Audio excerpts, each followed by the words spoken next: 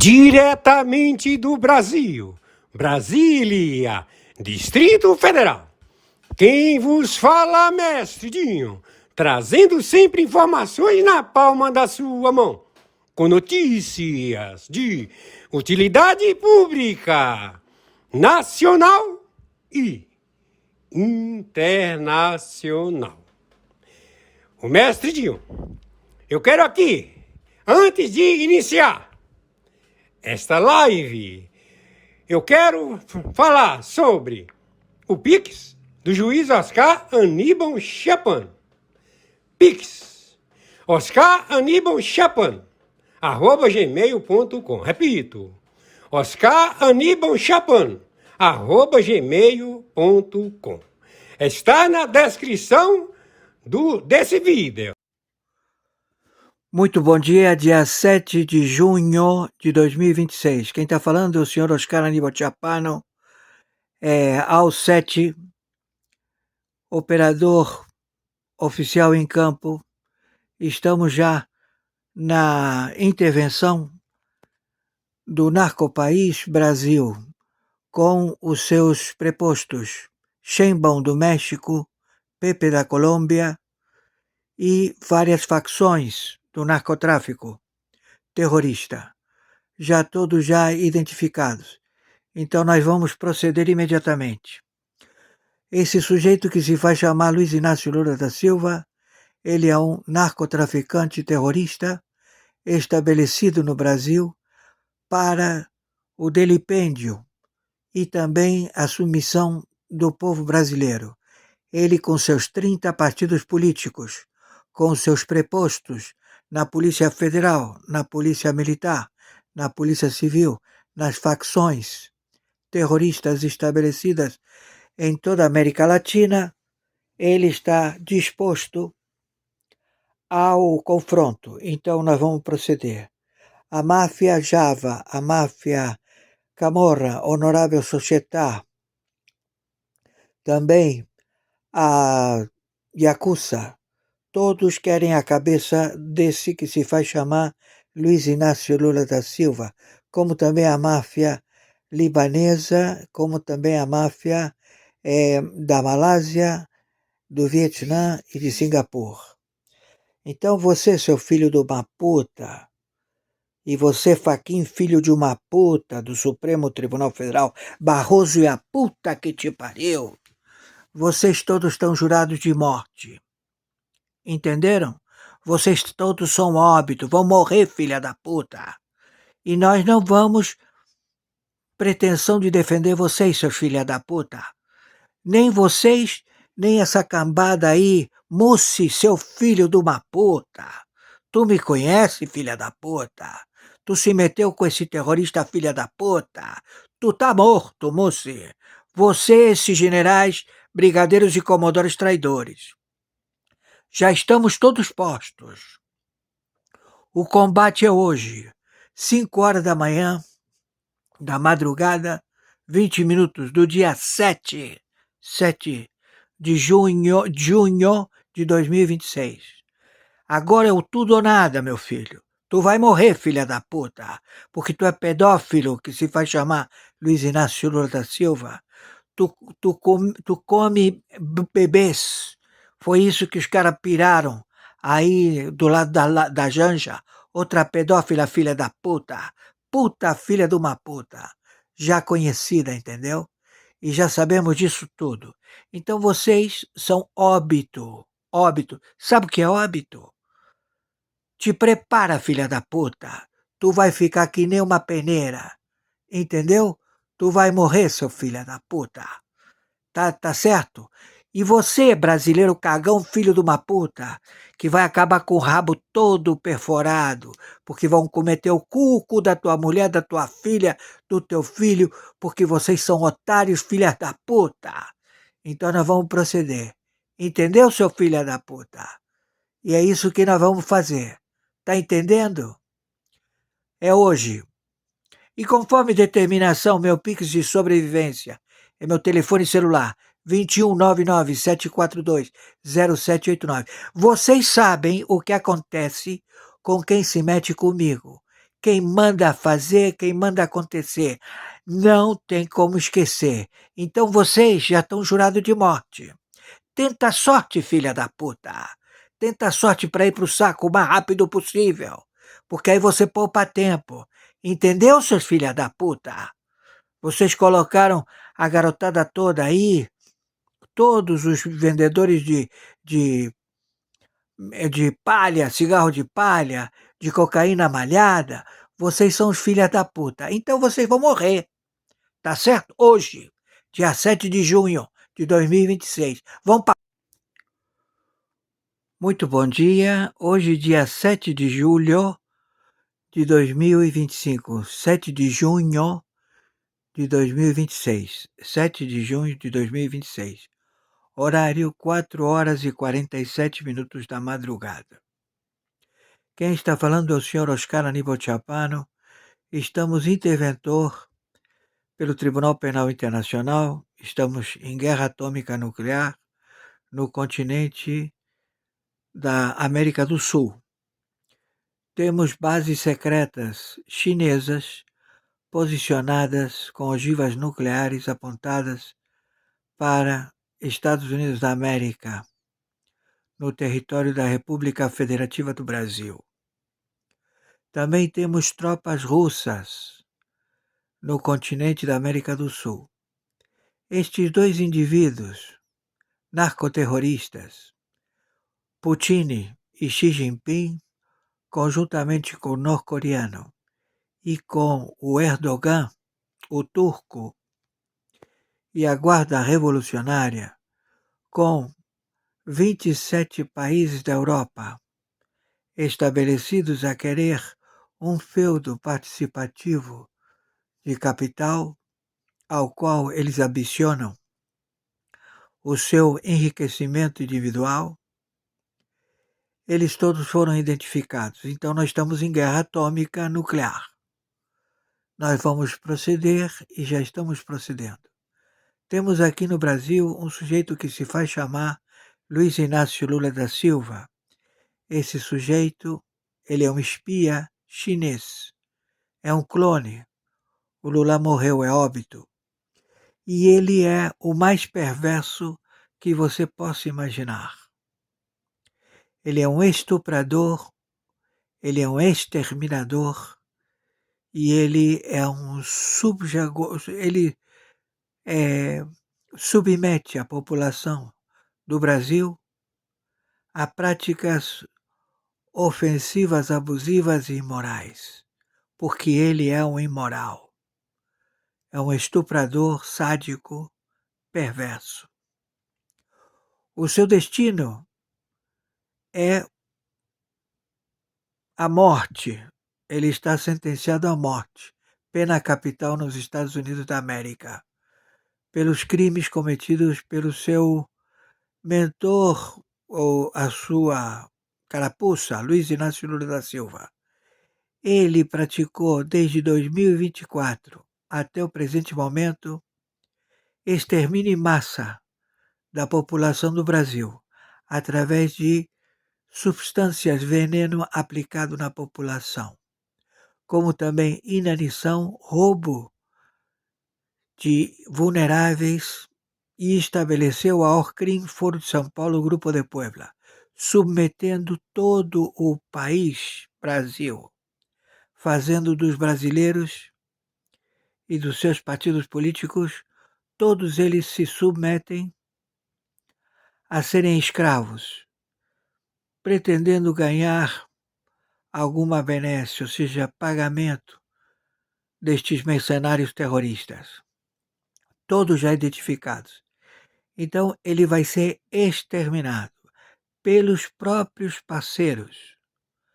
Ele está jurado de morte pelo comando da capital, o Marcola, que vai ser extraditado para os Estados Unidos com pena capital.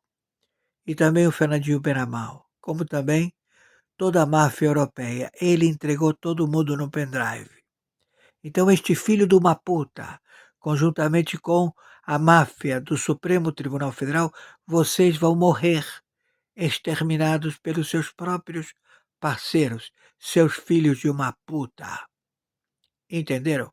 Hoje, dia 7 de junho de 2026, e nós não podemos fazer absolutamente nada. Entenderam? Fui claro, seus filhos da puta? Vão morrer com a boca, com a língua para fora, cheio de buraco, seus filhos. Por favor, as matérias elas vão estabelecer mais conhecimento.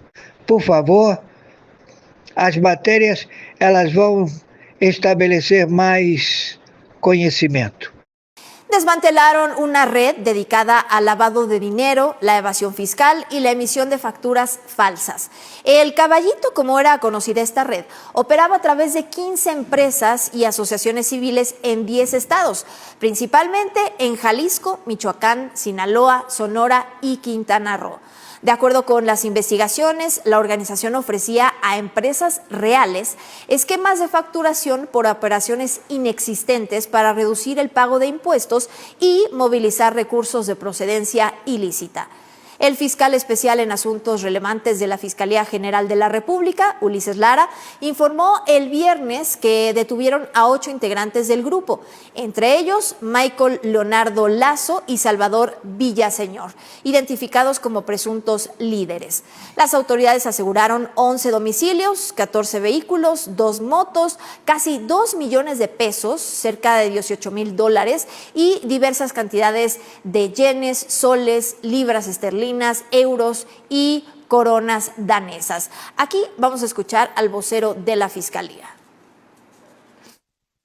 Nuestras investigaciones permitieron conocer que el esquema del Caballito es operado por personas físicas que diseñan y comercializan mecanismos de evasión fiscal a través de sus propios despachos, ofreciendo a empresas reales la emisión de facturas por operaciones falsas. Para ello constituyen empresas fachada que generan comprobantes fiscales falsos en los cuales ingresa flujo de dinero para su posterior distribución por conceptos fuera de la realidad, con los cuales tampoco pagan los impuestos respectivos, reduciendo artificialmente su carga impositiva o fiscal. O Brasil precisa saber toda a verdade sobre Daniel Vorcaro e o Banco Master, não uma narrativa montada para atingir adversários e blindar aliados. A verdade inteira, porque o que estamos vendo é uma seletividade escandalosa. Alguns são chamados a dar explicações todos os dias. Outros, que aparecem em relações muito mais profundas com o Master e Vorcaro, simplesmente seguem em silêncio. E é esse silêncio que precisa ser rompido. Vamos aos fatos. Lula recebeu Vorcaro numa reunião fora da agenda oficial do Palácio do Planalto, com Guido Mantega, Rui Costa, Gabriel Galípolo e Augusto Lima. No encontro, Lula aconselhou Vorcaro a não vender o Master ao BTG. Imaginamos que Lula irá a público e dará entrevista para explicar por que forneceu essa consultoria, correto? E não para por aí. Ninguém mais pergunta a Alexandre de Moraes por que sua esposa tinha um contrato de R$129 milhões com o Banco Master. E qual era o produto contratado? Um código de ética e um manual de compliance. No mínimo, irônico. Vorcaro também bancou uma degustação de uísque em Londres, em um custo de mais de R$3 milhões, a Alexandre de Moraes, Ricardo Lewandowski, Paulo Gonet e Andrei Rodrigues, diretor-geral da Polícia Federal. Guido Mantega, o ex-ministro que ajudou Dilma a quebrar o Brasil, recebeu R$1 milhão por mês do Master. Lewandowski, R$6.100.000. A nora de Jacques Wagner, R$11 milhões. Henrique Meirelles, ex-presidente do Banco Central indicado por Lula, R$18.500.000. Todos ligados ao PT e ao governo, e ninguém está sendo perguntado sobre nada. Quanto aos veículos de comunicação, o Metrópolis recebeu R$27 milhões do Master. A TV Globo, R$160 milhões num patrocínio ao programa de Luciano Huck. O Estadão, R$1.120.000. Os paladinos da falsa moralidade receberam dinheiro do Vorcaro e ainda cobram transparência de quem já prestou esclarecimentos. Diferentemente de todos esses, Flávio Bolsonaro já se explicou sobre os recursos destinados ao filme sobre o presidente Bolsonaro. E aqueles que cobram esclarecimentos, quando irão se justificar ao povo brasileiro? CPMI do Master já. Resumo da operação policial na comunidade do Detran. Antes, peço que nos sigam em nossa bio ou o nosso story. Uma grande operação policial foi registrada na comunidade do Detran, onde diversos moradores ficaram em choque com tamanha operação. Como tudo sabe, a comunidade do Detran vive uma intensa guerra contra a comunidade do Caiara, que até então era controlada pelo primeiro comando, e até chegou a surgir alguns boatos e pichações do terceiro comando na comunidade. Segundo informações, a possibilidade de Pernambuco, a ação teve como objetivo combater a atuação de um grupo na região que utilizava a Ilha do Bananal como ponto de armazenamento de equipamentos de guerra e substâncias ilícitas. Devido ao acesso restrito apenas por via fluvial e a vegetação densa, a ilha funcionava como centro logístico para o abastecimento do crime no Recife e na região metropolitana. Ou seja, a ilha fornecia equipamentos para diversas comunidades que vivem em disputa em Recife e principalmente em Olinda. Resumo da operação policial na comunidade do Detran. Antes, peço que nos sigam em nossa bio ou o nosso story. Uma grande operação policial foi registrada na comunidade do Detran, onde diversos moradores ficaram em choque com tamanha operação. Como tudo sabe, a comunidade do Detran vive uma intensa guerra contra a comunidade do Caiara, que até então era controlada pelo primeiro comando, e até chegou a surgir alguns boatos e pichações do terceiro comando na comunidade. Segundo informações, a possibilidade de Pernambuco, a ação teve como objetivo combater a atuação de um grupo na região que utilizava a Ilha do Bananal como ponto de armazenamento de equipamentos de guerra e substâncias ilícitas. Devido ao acesso restrito apenas por via fluvial e a vegetação densa, a ilha funcionava como centro logístico para o abastecimento do crime no Recife e na região metropolitana. Ou seja, a ilha fornecia equipamentos para diversas comunidades que vivem em disputa em Recife y principalmente en Olinda. Cayó el brazo derecho del hombre más buscado de Michoacán. Esta madrugada, helicópteros artillados y decenas de soldados rodearon Tepalcatepec en un operativo relámpago que terminó con la captura de Alonso, alias El Repollo, operador directo de Juan José Farías Álvarez, el abuelo, el capo con $10 millones de recompensa, que controla la Tierra Caliente y que lleva años enfrentando al cártel Jalisco Nueva Generación en la Sierra Michoacana. El Repollo fue sacado del municipio en helicóptero de la Fuerza Aérea Mexicana y trasladado directamente a la delegación de la Fiscalía General de la República en Morelia bajo fuerte dispositivo de seguridad. Las autoridades le atribuyen extorsión, delincuencia organizada y presunto control de laboratorios clandestinos donde se producen sustancias sintéticas en la región. La captura no es casual en su timing, ocurre en medio de una escalada de violencia en la Tierra Caliente y la costa sierra de Michoacán, donde días antes fueron autoridades comunales de Pómaro, un crimen que tensó aún más una zona donde los enfrentamientos entre el cártel de Tepalcatepec y el cártel de las Cuatro son prácticamente diarios. El abuelo Farías construyó su poder como líder de autodefensas, luego fundó su propio cártel y hoy encabeza Cárteles Unidos, la alianza de grupos que pelean contra el cártel Jalisco Nueva Generación en Michoacán. El Departamento de Estado lo tiene en la mira con una recompensa millonaria. Hoy cayó uno de sus hombres clave. El abuelo, sin embargo, sigue libre. Atención, este viernes vence el plazo de Washington a las empresas extranjeras para que rompan todos los lazos con la dictadura cubana y el conglomerado militar Gaesa. La orden ejecutiva firmada por el presidente Donald Trump establece sanciones definitivas contra el corazón financiero del castrismo. Desde hoy, hoy 5 de junio, estas multinacionales e instituciones que ignoren el ultimátum sufrirán el bloqueo total de sus activos en los Estados Unidos y la exclusión absoluta del sistema bancario en dólares. Corporaciones clave y profundamente interconectadas con las redes de la dictadura en los sectores hotelero, turístico, financiero, de aviación y minería ya suspendieron sus operaciones en la isla para proteger sus mercados globales.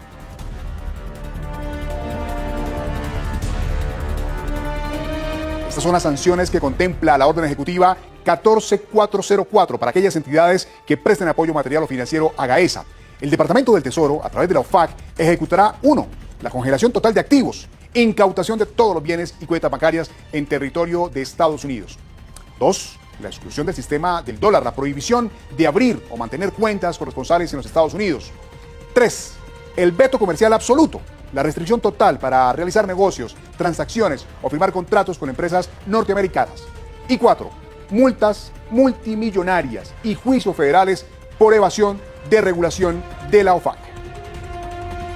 Y aquí tenemos las compañías que iniciaron la retirada en masa. La española Meliá abandonó esta semana la gestión de 15 hoteles. Iberoestar, también de España, cesó operaciones en 12 instalaciones. Y tanto también está Blue Diamond Resorts como Archipiélago Intercontinental y Aston, que cancelaron de forma fulminante sus contratos de administración. Vamos a ver ahora el sector financiero y las pasarelas de pago. Visa y Mastercard suspenderán la totalidad de sus transacciones en la isla a partir de este sábado 6 de junio. Les queda un día más para que vence ese plazo. También tenemos el sector marítimo. CMA, CGN y Hapag-Lloyd, que paralizaron ya el 100% de sus servicios de carga hacia los puertos controlados por el comunismo en la isla.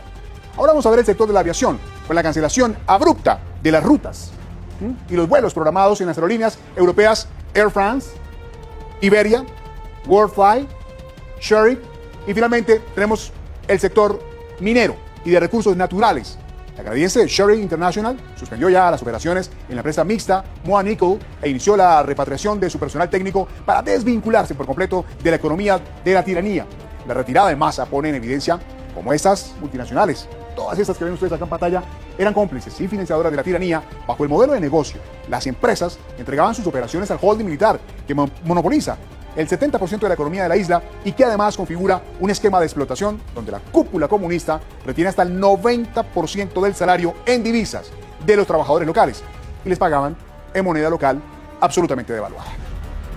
Además de este ultimátum, el Departamento del Tesoro de Estados Unidos incluyó por primera vez en la lista de sancionados de la OFAC a la cabeza de la dictadura cubana, a Miguel Díaz-Canel, a su entorno familiar, a integrantes clave del clan Castro y a 5 entidades del régimen. La nueva restricción de Washington congela de inmediato todos los activos bajo jurisdicción de Estados Unidos de los implicados y legaliza cualquier transacción comercial o de negocios con ellos. La histórica sanción financiera fue energéticamente respaldada por el secretario de Estado, Marco Rubio, quien afirmó que la tiranía de La Habana ha sido por décadas, palabras textuales, abro comillas, la capital mundial del terrorismo radical de izquierda, cierro comillas, reclutando, entrenando y respaldando movimientos violentos en todo el hemisferio. El jefe de la diplomacia advirtió tajantemente que la administración Trump va a desmantelar la red que financia las operaciones de la dictadura. Durante décadas, Cuba ha sido la capital mundial del terrorismo de izquierda radical. El régimen en La Habana ha reclutado, entrenado y respaldado movimientos violentos marxistas y tercermundistas en todo nuestro hemisferio y más allá. Hoy estamos apuntando a la red que permite y financia las operaciones subversivas y radicales de Cuba. De conformidad con las autoridades de sanciones creadas por la histórica Orden Ejecutiva de Cuba del presidente Trump, estoy designando a las siguientes entidades: Ministerio de las Fuerzas Armadas Revolucionarias de Cuba, Instituto Cubano de Amistad con los Pueblos, Amistur Cuba S.A., Comités para la Defensa de la Revolución, Mineral La Victoria S.A. Cualquier persona que proporcione servicios a estos actores sancionados corre el riesgo de sanciones ella misma. Los bancos extranjeros y otras empresas que proporcionen servicios a estas entidades deben congelar esas actividades. La administración Trump ya no tolerará regímenes marxistas radicales en nuestro hemisferio que busquen amenazar la seguridad nacional de Estados Unidos y participar en operaciones de influencia para exportar su revolución venenosa y malvada a nuestro país y al resto del mundo. Pues hoy, televidentes, vamos a ver las 5 personas que el Departamento del Tesoro ha identificado y sancionado con nombre y apellido ante el sistema financiero global. Vemos entonces a Miguel Díaz-Canel, jefe del régimen cubano, el ejecutor de las políticas totalitarias y rostro visible del régimen. Le sigue Liz Cuesta Peraza, esposa de Miguel Díaz-Canel, considerada la primera dama y cónyuge del dictador, quien ha disfrutado de privilegios y viajes costosos a expensas de la miseria generalizada de los ciudadanos cubanos. Vemos en tercer lugar a Manuel Anido Cuesta, hijastro de Miguel Díaz-Canel y asesor presidencial, además expuesto ahora como pieza clave en el esquema de influencia de la familia en el poder. Vamos a ver las otras 2 personas que también son sancionadas. Vemos a Alejandro Castro Espines, el hijo de Raúl Castro, el dictador y ex jefe también del aparato de inteligencia de la isla, considerado el estratega de las sombras. Y le sigue Raúl Alejandro Castro Cáliz, nieto de Raúl Castro e hijo de Raúl Castro Espín. Estas son las 5 personas que han sido sancionadas por el Departamento del Tesoro de Estados Unidos. Ahora revisemos las 5 entidades controladas por la cúpula de La Habana que fueron sancionadas: el Ministerio de las Fuerzas Armadas Revolucionarias, pilar militar de la dictadura, los Comités de Defensa de la Revolución, masiva red de vigilancia, el Instituto Cubano de Amistad con los Pueblos, encargado de financiar redes ideológicas en el exterior, junto a su brazo económico Amistur Cuba S.A., la Agencia Oficial de Viajes captadora de divisas y finalmente la sanción bloquea a la minera La Victoria S.A., una fuente de recursos clave para la supervivencia financiera del castrismo. La verdad al desnudo. Leo Brito. Sígueme y suscríbete para más. Efeito Trump. Após os Estados Unidos classificarem as organizações criminosas aqui do Brasil como terroristas, 4 integrantes, 4 líderes de uma facção criminosa, agora terroristas, foram presos na Baixada Santista aqui em São Paulo, precisamente no Guarujá. 4 líderes presos que podem pegar até 80 anos de prisão com a nova lei antifacção. Olha aqui, ó, o amigo Bolsonaro 22 publicou: restou apenas Donald Trump classificar as facções do Brasil como terroristas e todos os militares do Brasil acordaram e não acordam para ver. Prestem atenção, saiu até no Metrópolis, tá? Comandante do PC na Baixada Santista e outros 3 líderes são presos. O vídeo é esse aqui, você viu? Se não viu, vai ver agora.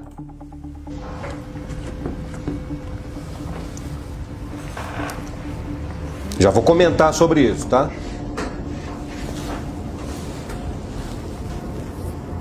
Na verdade é a Polícia Civil. Eles estão com essa roupa aí camuflada, parece do Exército, mas é a Polícia Civil de São Paulo. Levanta, levanta.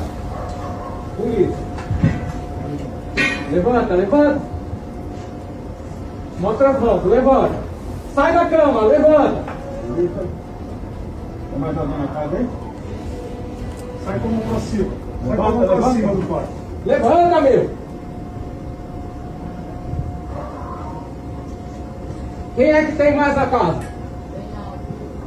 A caçada começou, hein, gente? A caçada começou. É o GOI da Polícia Civil, que usa essa farda aí que parece do Exército, né?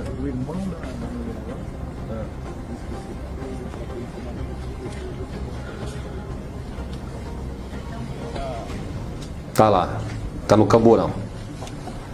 Já era, esse daí já era.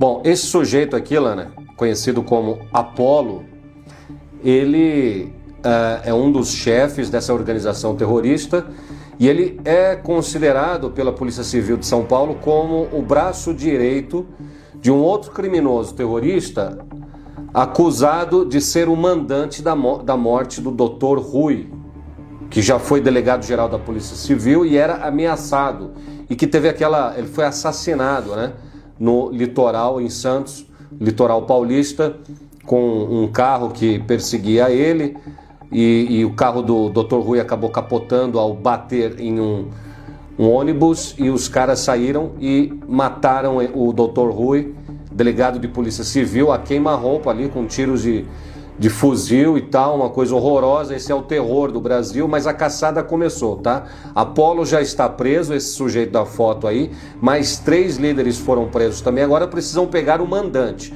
Só lembrando que há boatos aí, pessoas que estão falando, MCs, que a Deolane era a pessoa, a suposta pessoa que fazia ali o levantamento de onde essas pessoas estavam e que ela participou desse crime com levantamento de informações a respeito do Dr. Rui. Isso não está confirmado. Quem está falando isso tem que apresentar provas. Agora, isso aqui é mérito da Polícia Civil, da inteligência da Polícia Civil do Estado de São Paulo, mas certamente após a decisão dos Estados Unidos é efeito Trump, sim, porque essas operações irão se intensificar, ou seja, essas operações serão intensificadas cada vez mais, agora também com o apoio dos Estados Unidos.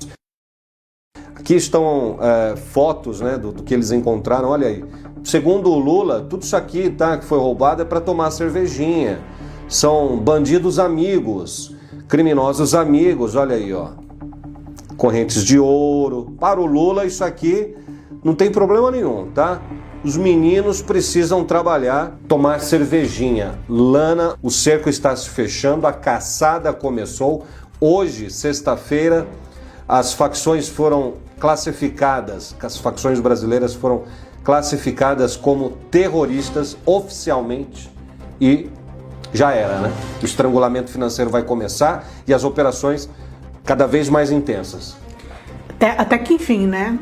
Chegou o dia, PCC e Comando Vermelho oficialmente saiu no Diário Oficial dos Estados Unidos hoje. São 2 facções criminosas brasileiras, agora oficialmente terroristas, apontadas como terroristas pelo governo norte-americano. Isso vai significar muito a população do Brasil ganha, a criminalidade e os políticos que adoram eles perdem.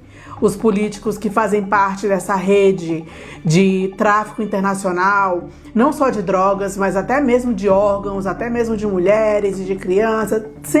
Tem gente muito poderosa sempre por trás também. Então perdem com isso. Tanto que foram fazer lobby além do Lula ter ido lá primeiro, agora pessoalistas e outros tipos petistas, de políticos de outros, eu ia falar facções, mas outros partidos de esquerda foram aos Estados Unidos passar uma vergonha. Então dá os nomes: Jandira Fegali, Janones. Foram gastar o nosso dinheiro lá, porque eles foram financiados pelo dinheiro público, para irem até lá fazer uma palhaçada, né? Tentar reverter alguma coisa, como se o que eles fossem pedir diante de alguma ONG ou diante de algum representante democrata vai mudar, vai fazer Marco Rubio ou Trump mudarem de ideia com relação a alguma coisa. Esses caras são uma piada. Jandira Fegali, do PSOL, Jandira, que está no Congresso há muito tempo, defendendo apenas interesses de bandidos criminosos. Ela tá lá para isso, Jandira Fegali, do PSOL. Quantos integrantes faccionados é sempre do PSOL ou do PT, com alguma ligação com organização criminosa? Eu sei quem mandou a senhora aí, hein, Jandira Fegali? Eu sei muito bem. Foi o Lula, não. Passaram vergonha, Janones. Quer dizer, enquanto o Flávio Bolsonaro e Eduardo Bolsonaro, eles têm acesso direto ali com o governo Trump, conversam diretamente com o presidente dos Estados Unidos, esses defensores de bandidos e faccionados vão lá conversar com políticos de esquerda, de extrema esquerda, tudo que eles conseguem. Que eles são de extrema esquerda, né? Que eles são de extrema esquerda. Um governo de extrema esquerda que está no poder no Brasil há 20 anos e fortalecendo a bandidagem, os criminosos, roubando o nosso país, institucionalizando a corrupção, metendo a mão na grana do povo, com mensalão, petrolão, agora roubando os aposentados do INSS, essa extrema podridão, a extrema corrupção, o extremo governo que defende bandidos de verdade que estão nos 3 poderes da República também. Bom, o diretor-geral da Polícia Federal, Andrei Rodrigues, se manifestou, né, com preocupação, né, sobre a classificação de PCC e CV como terroristas, né, falou aí que ele fica muito triste porque agora não haverá mais trocas de informações entre FBI, Polícia Federal. E estava servindo do quê? Do que está servindo? De porcaria nenhuma. Porcaria nenhuma. Então o delegado-geral da Polícia Federal também está tristinho, porque os bandidos agora são terroristas, não é isso? É isso. Obrigado, Lana. Obrigada. Obrigado a você. Ajude o jornalismo independente combatente, Narra Poder, feito por patriotas, para todos os patriotas de todo o Brasil e aqueles que estão espalhados pelo mundo. Deixe o seu comentário e o like, hein? Deixe o like nesse vídeo. Muito obrigado, pessoal. Voltaremos a qualquer momento com mais informações. Tchau.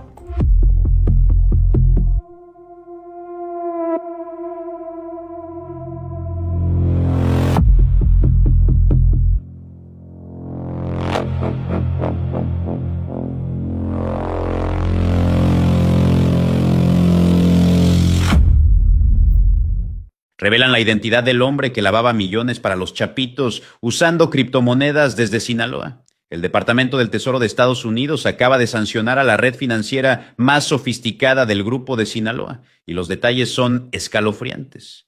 El señalado como líder de la operación es Armando de Jesús Ojeda, un mexicano que opera desde el estado de Sinaloa y que asumió el control de la red tras el asesinato de su antecesor, Mario Alberto Jiménez Castro, conocido como El Castro, quien fue atacado a balazos en febrero de 2025 en el Estado de México.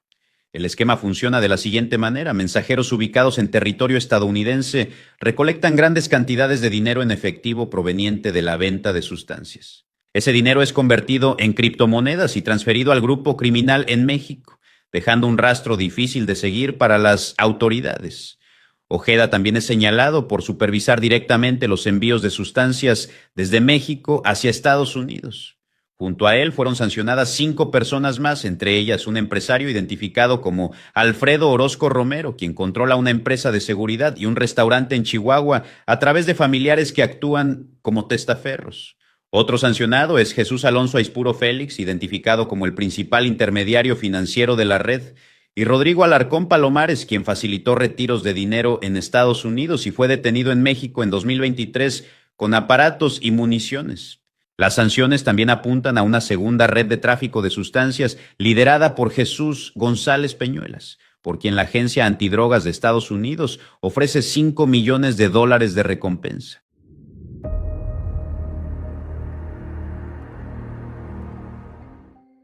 Existe uma substância que a ciência considera a mais letal que a humanidade conhece. Mais tóxica do que o sarin. Mais tóxica do que o agente nervoso VX. Mais tóxica do que a ricina, que você viu nesse canal matar um homem com menos de 0,5 miligrama em Londres. 15.000 vezes mais tóxica do que o VX. 100.000 vezes mais tóxica do que o sarin. 1 grama, o peso de um clipe de papel, seria suficiente, em teoria, para matar mais de 1 milhão de pessoas se distribuído de forma aerosolizada de maneira ideal. E neste exato momento, em clínicas de estética, consultórios médicos e spas ao redor do mundo, pessoas estão pagando para ter essa substância injetada diretamente no rosto. Voluntariamente, com entusiasmo. Isso não é ficção científica. Isso é o Botox. E a história de como a substância mais letal do planeta se tornou o procedimento estético não cirúrgico mais popular da história humana é uma das mais extraordinárias que a química já produziu. Em 1822, um médico alemão chamado Justinus Kerner estava investigando uma série de mortes misteriosas no sul da Alemanha. As vítimas tinham algo em comum. Todas haviam comido linguiças defumadas, produzidas artesanalmente. Os sintomas eram bizarros e progressivos. Começavam com visão dupla e dificuldade para engolir. Avançavam para a paralisia dos músculos do pescoço e dos membros. Terminavam em casos graves com parada respiratória. Kerner não sabia o que causava isso. Não tinha microscópio suficientemente potente para ver bactérias. Não tinha ferramentas de química analítica para isolar substâncias em concentrações tão baixas. Mas tinha um método científico rigoroso e uma intuição extraordinária. Após anos de investigação, ele chegou a uma conclusão que era correta em todos os aspectos essenciais, mesmo sem poder provar. Havia uma substância nas linguiças estragadas que bloqueava a transmissão dos impulsos nervosos para os músculos. Ele a chamou de veneno de linguiça, Wurstgift em alemão. O nome científico viria décadas depois, quando o bacteriologista belga Emile van Ermengem, investigando um surto de intoxicação em 1895, isolou a bactéria responsável. Ele a chamou de Clostridium botulinum, do latim botulus, que significa linguiça, e a toxina que ela produzia recebeu o nome que permanece até hoje, toxina botulínica. Por quase um século, essa substância foi conhecida exclusivamente como inimiga. A causa do botulismo, uma intoxicação alimentar que pode ser fatal e que durante décadas matou pessoas ao redor do mundo através de conservas caseiras mal preparadas, peixes defumados e outros alimentos processados sem o controle de temperatura adequado. O Clostridium botulinum é uma bactéria anaeróbica, prospera na ausência de oxigênio, exatamente nas condições criadas por alimentos enlatados ou embalados a vácuo. E quando a bactéria encontra as condições certas, ela produz sua toxina em quantidades que para um ser humano são devastadoras. Mas por que a toxina botulínica é tão letal? Para responder essa pergunta, precisamos entrar na bioquímica da transmissão nervosa e entender o que acontece quando ela é interrompida. Cada movimento que o seu corpo faz, desde piscar os olhos até respirar, começa com um sinal elétrico que percorre um nervo motor.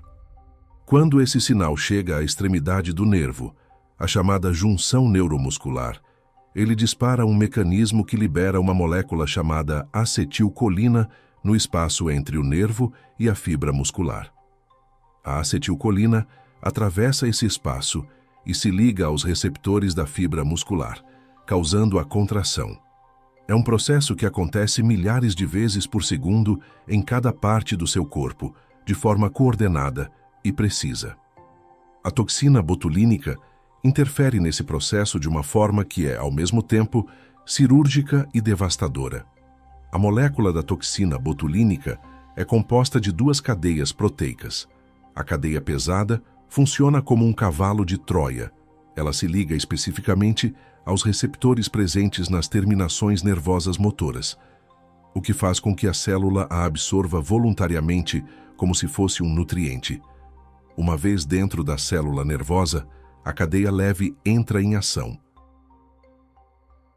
Ela é uma protease, uma enzima que corta proteínas, e o alvo específico dessa protease são as proteínas SNAR, um conjunto de moléculas que funcionam como as travas que mantêm as vesículas de acetilcolina encaixadas na membrana celular, prontas para serem liberadas. Quando a toxina botulínica corta as proteínas SNAR, as vesículas de acetilcolina ficam presas dentro da célula nervosa. O sinal elétrico chega, o mecanismo de disparo é acionado, mas a acetilcolina não consegue sair. O músculo não recebe o comando para contrair. O músculo fica paralisado. E aqui está o elemento que distingue a toxina botulínica de praticamente qualquer outro veneno ou toxina conhecida. Esse efeito é irreversível no nível individual da junção afetada. A toxina não é neutralizada, não é expelida, não é desativada pelo organismo. Ela permanece dentro da célula nervosa, cortando proteínas e SNAR até que a própria célula as regenere, um processo que leva semanas a meses. Em casos de botulismo grave, os pacientes precisam de ventilação mecânica para sobreviver, enquanto seus nervos motores se regeneram lentamente, porque a toxina paralisou os músculos responsáveis pela respiração. A dose letal estimada para seres humanos por inalação é de aproximadamente 1 a 2 nanogramas por quilograma de peso corporal. Um nanograma é 1 bilionésimo de grama. Para colocar em perspectiva, a ricina que você viu nesse canal matar Georgi Markov com menos de 0,5 miligrama injetado tem uma dose letal de 1 a 10 microgramas por quilo. 1 micrograma é 1 milionésimo de grama. A toxina botulínica é, portanto, entre 100 e 10 mil vezes mais letal que a ricina, dependendo da rota de exposição. É 15 mil vezes mais tóxica que o agente nervoso VX. É 100 mil vezes mais tóxica que o sarin. É a substância mais letal que a ciência conhece, por peso. Então, como é possível que ela seja injetada voluntariamente em dezenas de milhões de pessoas todo ano? A resposta tem duas partes. A primeira é a especificidade da toxina. A segunda é a dose. A toxina botulínica, como vimos, não é um veneno de ação geral que destrói indiscriminadamente qualquer célula que encontra.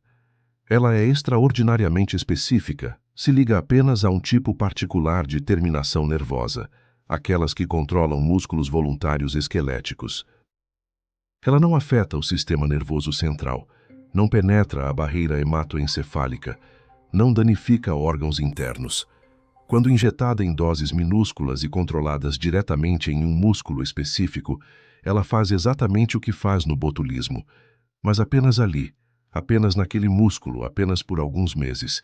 E é exatamente essa propriedade que tornou a toxina botulínica uma das ferramentas terapêuticas mais versáteis da medicina moderna. A história começa não com estética, mas com olhos. Em 1971, um oftalmologista americano chamado Alan Scott estava procurando uma alternativa não cirúrgica para tratar o estrabismo, a condição em que os olhos ficam desalinhados porque os músculos que os controlam têm tensões desiguais. A cirurgia existia, mas era invasiva e com riscos. Scott tinha uma ideia. E se fosse possível enfraquecer temporariamente o músculo hiperativo com uma injeção que o paralisasse por tempo suficiente para o sistema se reequilibrar? Após anos de pesquisa e testes, Scott obteve aprovação para ensaios clínicos em humanos. Em 1978, ele realizou as primeiras injeções de toxina botulínica purificada em pacientes com estrabismo. Os resultados foram notáveis. O músculo relaxava, o olho se alinhava, o efeito durava meses. Sem cirurgia, sem recuperação prolongada, sem cicatrizes. Em 1989, a FDA americana aprovou a toxina botulínica para uso terapêutico no tratamento de estrabismo e blefarospasmo, a contração involuntária dos músculos das pálpebras. A empresa farmacêutica Allergan adquiriu os direitos e batizou o produto de Botox. O que aconteceu em seguida foi um dos acidentes mais lucrativos da história da medicina. Na mesma época, uma oftalmologista canadense chamada Jan Carruthers estava usando Botox para tratar pacientes com blefarospasmo, a contração involuntária das pálpebras, e ela percebeu algo que não estava nos estudos. Os pacientes voltavam às consultas de acompanhamento e, além de relatar melhora no espasmo, comentavam que as rugas ao redor dos olhos haviam desaparecido. O Botox estava apagando as rugas. Carruthers começou a documentar o fenômeno sistematicamente com seu marido, Alastair Carruthers, dermatologista. Em 1992, o casal apresentou seus achados à comunidade médica em um artigo que demonstrava a eficácia da toxina botulínica no tratamento de rugas frontais e pés de galinha. A recepção foi entusiasmada. Dermatologistas e cirurgiões plásticos ao redor do mundo começaram a usar o Botox fora das indicações aprovadas. A demanda cresceu tão rapidamente que, em 1997, os Estados Unidos ficaram temporariamente sem estoque de Botox. O New York Times publicou uma manchete que dizia simplesmente: "A seca acabou, o Botox está de volta." Em 2002, a FDA aprovou oficialmente o Botox para uso cosmético no tratamento de linhas de expressão entre as sobrancelhas, a primeira aprovação federal americana de um medicamento para uso estritamente estético. A indústria que se seguiu é difícil de quantificar em qualquer escala humana normal. Em 2006, o Botox já havia cruzado a marca de $1 bilhão em vendas anuais. Hoje, o mercado global de toxina botulínica está avaliado em mais de $8 bilhões ao ano. E o Botox isoladamente responde pelo produto farmacêutico mais vendido no mundo inteiro. Mais de 8 milhões de procedimentos com Botox são realizados apenas nos Estados Unidos a cada ano. No Brasil, o país é o segundo maior mercado de medicina estética do mundo, e o Botox é o procedimento não cirúrgico mais realizado no país, com estimativas de mais de 1,5 milhão de aplicações por ano. A substância mais letal do planeta se tornou um produto de consumo de massa. Como a química explica essa aparente contradição? A resposta está na relação entre dose e efeito, um dos princípios mais fundamentais da toxicologia, formulado pelo médico suíço Paracelso no século XVI, com a frase que toda a farmacologia moderna reconhece como verdadeira: "A dose faz o veneno." Uma aplicação cosmética de Botox contém entre 2 e 20 unidades da toxina, dependendo da área tratada. Uma unidade é definida como a quantidade que mata 50% dos camundongos em estudos padronizados, o que pode soar alarmante até você entender a escala. Em termos de peso absoluto, cada unidade corresponde a aproximadamente 0,006 nanogramas de toxina purificada. Uma aplicação completa de 20 unidades contém menos de 1/10 de um nanograma por quilograma de peso corporal para uma pessoa adulta, uma fração ínfima do limiar de toxicidade sistêmica. Além disso, a injeção é localizada. A toxina não entra na corrente sanguínea de forma significativa em doses cosméticas.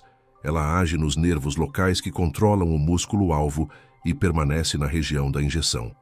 O efeito é restrito, previsível e temporário. Mas o Botox há muito tempo transcendeu o mercado estético. Nos últimos 30 anos, a toxina botulínica acumulou um portfólio de usos médicos que continua crescendo de forma que seus criadores jamais imaginariam. Em 2000, a FDA aprovou o Botox para distonia cervical, uma condição em que os músculos do pescoço se contraem involuntariamente de forma severa e dolorosa, causando a posição anormal e rígida da cabeça. Para pacientes com essa condição, uma injeção a cada 3 meses representa a diferença entre uma vida com dor crônica debilitante e uma vida funcional. Em 2004, aprovado para hiperidrose, sudorese excessiva nas axilas, mãos e pés que não respondem a antitranspirantes convencionais. A toxina bloqueia os nervos que ativam as glândulas sudoríparas com a mesma precisão que paralisa os nervos musculares. Em 2010, aprovado para enxaqueca crônica, a injeção em pontos específicos do couro cabeludo e do pescoço a cada 12 semanas reduz significativamente a frequência das crises em pacientes com enxaqueca em 15 ou mais dias por mês. O mecanismo exato ainda é debatido, mas o efeito clínico é documentado em centenas de estudos. Em 2011, aprovado para bexiga hiperativa, injetado diretamente na parede da bexiga, relaxa o músculo e aumenta a capacidade, reduzindo a urgência urinária e os episódios de incontinência. O portfólio atual inclui aprovações para a espasticidade muscular em adultos e crianças com paralisia cerebral, estrabismo, blefarospasmo, hiperidrose, enxaqueca crônica, bexiga hiperativa, distonia cervical e linhas de expressão faciais em múltiplas regiões. E há dezenas de usos não aprovados que médicos utilizam baseados em evidências clínicas, incluindo tratamento de dor crônica, bruxismo, cialorreia, salivação excessiva e até depressão, com estudos sugerindo que o bloqueio dos músculos faciais associados a expressões negativas pode ter efeito nos circuitos neurais do humor.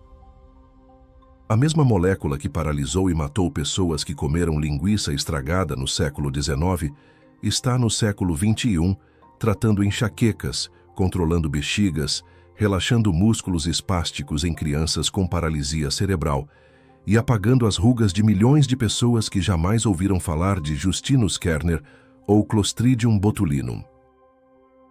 Mas existe uma pergunta que qualquer investigação honesta sobre o Botox não pode evitar. Quais são os riscos reais de uma substância que, em doses maiores, é o veneno mais potente conhecido? A resposta dos dados clínicos é surpreendentemente tranquilizadora e, ao mesmo tempo, não completamente sem nuances. Os eventos adversos mais comuns das injeções cosméticas são locais e temporários, hematomas no ponto de injeção, dor leve, cefaleia transitória. Ocorrem em menos de 10% dos procedimentos e se resolvem em dias. A ptose, queda da pálpebra superior por difusão da toxina para o músculo elevador, é o efeito colateral mais temido pelos pacientes. Ocorre em menos de 1% dos casos e é autolimitada. O risco mais sério, teoricamente, é a toxicidade sistêmica, a difusão da toxina além do local de injeção para nervos distantes. A FDA emitiu um alerta em 2009, reconhecendo que em casos raros, especialmente em doses terapêuticas mais altas usadas para a espasticidade muscular em crianças, havia relatos de sintomas distantes ao local de injeção. Esse alerta gerou manchetes alarmistas que assustaram muitos pacientes. O que as manchetes raramente esclareciam é que nenhum desses casos ocorreu com doses cosméticas padrão e que a FDA não recomendava a suspensão do produto. Nos mais de 30 anos de uso clínico amplamente documentado, não há registro confirmado de morte por botulismo causada por botox cosmético aplicado por profissional treinado com produto aprovado. O número de aplicações, centenas de milhões ao redor do mundo, e a ausência de mortalidade associada, colocam o botox cosmético entre os procedimentos médicos com o melhor perfil de segurança documentado. O que os dados não cobrem, no entanto, são os efeitos de décadas de uso continuado. O Botox foi aprovado para uso cosmético em 2002. A primeira geração de usuários frequentes, aqueles que fazem o procedimento a cada 3 a 4 meses desde o início, está se aproximando de 25 anos de uso contínuo. Os estudos de longo prazo com esse horizonte temporal simplesmente não existem ainda, porque o tempo necessário para realizá-los ainda não transcorreu. Não há evidência de dano, mas também não há evidência de ausência completa de dano em escala geracional. Há também uma questão que a neurofisiologia levanta com crescente interesse. O que acontece com um músculo que é parcialmente paralisado de forma recorrente por décadas? Estudos em animais sugerem que a aplicação repetida de toxina botulínica pode causar atrofia muscular progressiva, a diminuição permanente da massa muscular. Alguns pesquisadores argumentam que esse fenômeno é observável clinicamente em pacientes de longa data, que apresentam progressiva diminuição do músculo frontal e dos músculos ao redor dos olhos. Outros argumentam que os dados são insuficientes para uma conclusão definitiva. O mercado continuou crescendo, enquanto o debate científico prossegue. E aqui chegamos ao paradoxo que torna o Botox um dos estudos de caso mais fascinantes da química moderna. A mesma molécula, em escalas de dose que se diferenciam por bilhões de vezes, produz efeitos que vão da cosmética mais banal à morte por insuficiência respiratória. O Clostridium botulinum não faz distinção. Ele produz sua toxina com a mesma eficiência, independentemente de quem vai usá-la ou para quê. O que faz a diferença é o conhecimento humano. Justinus Kerner, que em 1822 descreveu o veneno de linguiça sem nunca ter visto uma bactéria, chegou a uma conclusão extraordinária em um de seus artigos.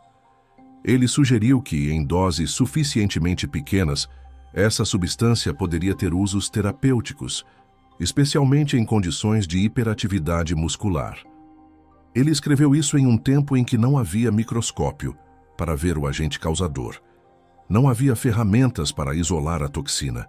Não havia teoria moderna de neurotransmissão. 200 anos depois, a previsão de Kerner estava sendo realizada em mais de 8 bilhões de dólares de receita anual.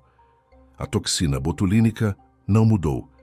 Clostridium botulinum continua produzindo exatamente a mesma proteína que matou trabalhadores alemães que comeram linguiças estragadas no século XIX. O que mudou foi a nossa capacidade de entender a molécula com precisão suficiente para transformar o inimigo em aliado, de usar o mesmo mecanismo que paralisa músculos respiratórios em concentrações de nanogramas para relaxar rugas e tratar enxaquecas em concentrações de picogramas. É o princípio de Paracelso aplicado em sua expressão mais extrema. A substância mais letal do mundo é também, na dose certa, um dos medicamentos mais versáteis que a medicina possui. O que separa o veneno do remédio é uma diferença de dose que o olho humano não consegue ver, uma balança que não consegue pesar e uma concentração que só a química moderna consegue controlar. Se você gostou desse vídeo e quer apoiar o canal, considere se tornar membro. Membros têm acesso antecipado aos dossiês, selos exclusivos e podem sugerir os próximos temas de investigação. O botão está aqui embaixo. Nos vemos no próximo rastro. Vou mostrar pra vocês a mansão do Alexandre de Moraes no valor de 17 milhões, galera. Olha lá, ó. Aquela ali, ó. Se liga na casa do homem. Aqui dá de morar aqui, galera, uma nação aqui dentro. Dá de morar aqui umas 1000 pessoas dentro dessa casa aqui, que ainda sobra espaço. E é de um homem só, galera. Essa casa é de um homem só. É do Careca, rapaziada. Essa casona aí, essa mansãozona aí. Tu é doido, mano. Olha lá. Olha o tamanho da casa, mano. Olha o tamanho daquela outra ali, galera. Olha o tamanho daquela outra. Você tá doido, mano. Aqui, Campo do Jordão, galera. Vamos seguir viagem, galera. Parei aqui só pra mostrar pra vocês essa casa mesmo, porque essa casa aí ela é lendária, galera. Uma casa lendária. Tem tanta gente aqui tirando foto da casa.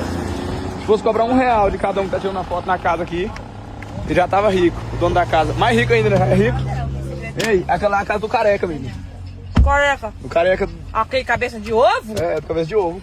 17 milhões a casa. Eu ouvi falar, galera, que a casa dele é aqui? Aquilo é uma casa ou não? Campo do Jordão, ele comprou uma casa e ele ganha. Nosso dinheiro tá. Ele ganha 40 mil por mês e comprou uma casa de 17 milhões. Nessa casa aí mesmo. O que tu me fala, galera? Se você ganhar 40 mil por mês e consegue comprar uma casa de 40 milhões, o cara tem que ter uma manobra boa, hein? O cara tem que ser ninja, galera. Olha tanta gente que para pra tirar foto da casa aí, galera. Muito grande. Você tá doido, é muito grande a mansão, cara. Muito gigantesca, galera, a mansão. Mano, é só mansão lendária aqui, galera. Tem uma mansão aqui que eu acho que nada seus 50 milhões pra comprar uma casa dessa. Tu é doido, deve morar uma nação dentro, galera. Tu é, rapaz, estamos aqui em Campo Jordão impressionado aqui com as coisas que nós estamos vendo, galera. Tu é doido, é coisa fora da realidade, mano. Virgínia, Carlinhos Maia e Bia Miranda podem ser presos a qualquer momento. Quem fez a acusação conhece o por dentro. O influenciador Frank Williams de Paula Souza e Marques, conhecido publicamente por ser ex-integrante do PCC, soltou uma bomba na internet. Em um vídeo sem filtros, ele afirmou que os maiores influenciadores do país estão trabalhando para o crime organizado e que a prisão deles é questão de tempo. Mas qual é a acusação exata? Frank revelou os bastidores das chamadas bets. Segundo ele, entre 60% e 70% dessas plataformas de apostas pertencem à própria facção e nenhuma empresa desse tipo funciona no Brasil sem o aval e o ok da liderança do crime organizado. Para provar o que diz, ele revelou que representantes dessas empresas tentaram contratá-lo com uma proposta direta. Ele ganharia dinheiro em cima de tudo o que os seguidores dele perdessem jogando. Ele afirma que recusou a proposta, mas que os grandes nomes da internet aceitaram essa condição de lucrar com o prejuízo dos próprios fãs. No vídeo, Frank mandou um recado direto e nominal para nomes como Virgínia, Carlinhos Maia, Bia Miranda, Gato Preto e a família de Deolane Bezerra. As palavras dele foram fortes. Vocês tudo vai deitar sem sono porque vocês trabalham para o crime organizado, irmão, e sabem disso. Vale destacar que essas graves acusações foram feitas em vídeo por ele, sem a apresentação pública de documentos ou provas físicas até o momento. Agora me diz você aqui nos comentários, você acha que esses influenciadores sabiam de onde vinha o dinheiro dessas bets ou foram enganados pelas plataformas? Comenta aqui embaixo. Ada também pagou pelo aluguel da casa. Parceiro alugou essa p*** todo dia. Aí, o básico dele é bolado, né? Isso aqui é o presidencial. Gostou, chefe? Esse aí? Daqui a pouco você vai conhecer melhor a suíte presidencial. E um detalhe dela que faz toda a diferença. Dias antes, outros traficantes fortemente armados estiveram no local. Segundo um deles, a estadia criminosa tem uma regra básica. Aí, aqui não pode ficar de tudo, não.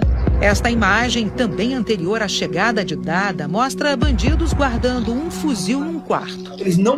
A casa é devidamente preparada para o fim de semana festivo. Faxina geral, cloro na piscina, mesas para o churrasco. Dada chega escoltado, é o homem sem camisa e o único desarmado. Ele chega com cerca de 12 homens ali, 12, 14 homens, portando fuzis, né? A gente percebe pelo menos 20 fuzis dentro da casa. E drogas à vontade, inclusive na frente das crianças. Aqui o próprio Dada aparece fumando maconha. Foragidos perigosos participam da festança, como Edson Santos Cruz, conhecido como Gana ou Bomba. Procurado por homicídio, atua na região metropolitana de Salvador. Este outro é Cirlon Rosário Dias Silva, que fugiu da cadeia junto com Dada. É acusado de homicídio, crimes ambientais e ataques armados a agentes públicos. Apesar de tanto bandido junto, o tráfico nem sempre é assunto nas conversas. Filha! Vai passar agora. Mas de vez em quando eles falam dos negócios ilícitos. Onde o Dada chega, o grupo se... Festa de aniversário propriamente dita é no domingo. Tem algodão doce, pula-pula, refrigerante, energético e uísque. Ei, o uísque é meu! Eu também quero! O ponto alto do aniversário acontece ao lado da piscina.